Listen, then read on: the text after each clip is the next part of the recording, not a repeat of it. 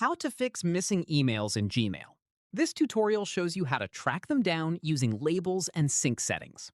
First, open the Gmail app on your Android device. From there, tap the three horizontal lines at the top left corner. After that, notice that you're currently only viewing emails from your primary inbox, with other labels like starred, important, and spam listed just below.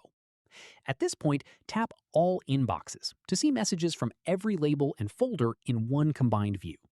This alone often brings missing emails back into sight, since they may have simply been filed under a different label the whole time. Following this, if they're still not showing up, check your sync settings next.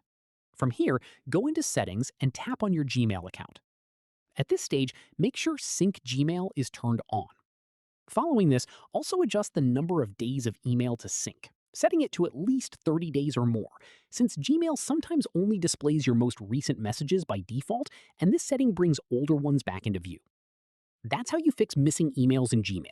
If this solved it for you, drop a like, subscribe for more Android tutorials, and hit the bell so you don't miss the next one. Catch you then.